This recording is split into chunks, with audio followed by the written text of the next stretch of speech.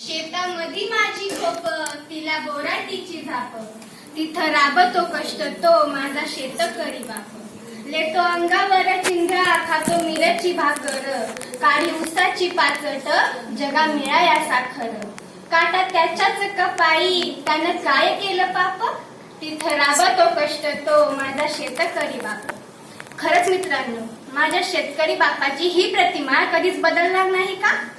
कोरोनाच्या काळात सारा देश लॉकडाऊन असताना देशाची अर्थव्यवस्था बळकट करण्यासाठी पोलीस संरक्षणात दारू विक्री केली जाते आणि त्यात 65% शेतकरी असलेल्या देशात पिकाला हमीभाव मिळत नाही म्हणून स्वतःच्या कष्टाने पिकवलेला व लेकरागत वाढवलेला शेतीमाल रस्त्यावर फेकून देण्याची वेळ येते.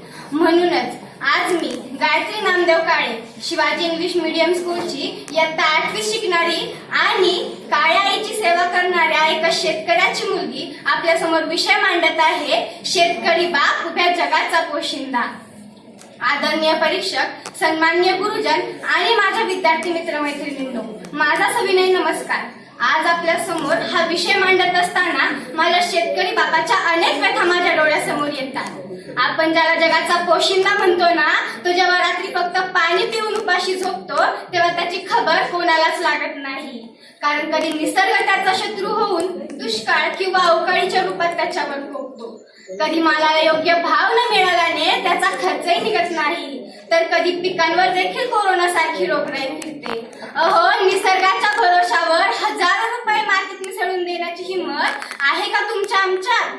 नटीच्या मेकअप पासून ते सरकारच्या ब्रेकअप पर्यंतची खबर ठेवणाऱ्या मीडियाने कधी घेतली का माझ्या शेतकऱ्याची बाजू? म्हणूनच सांगते, नका करू गववा कृषी प्रधान देशाचा, नका करू गववा कृषी प्रधान देशाचा. रोज बर्बाद होतो इथे राजा मातीचा.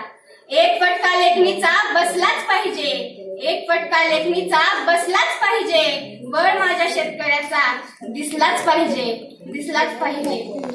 खऱ्या अर्थानं देशाची अर्थव्यवस्था ज्याच्या जीवावर उभी आहे त्या माझ्या शेतकऱ्याच्या घरात सदांकरा अंधार दाटून येतो. आलेली दिवाळी त्याचा दिवाळा काढून जाते. कर्ज दिलेला सावकार त्याला विकत घेतल्याचा वाटतो आणि नेत्यांची भाषणं शेतकऱ्याला दिलेल्या पोकळ आश्वासनांनी गाजून जातात. काय तर म्हणे शेतकऱ्याला कर्जमाफी द्या. अहो, जगाचा पोशिंदा म्हणताना त्याला, मग तुम्ही कोण त्याला माफी देणारे? कर्ज काढून काही पाप नाही केलं त्यानं, म्हणून द्यायचीच असेल ना तर कर्जमुक्ती द्या. माफीची भीक नको. शेतात राब राब राब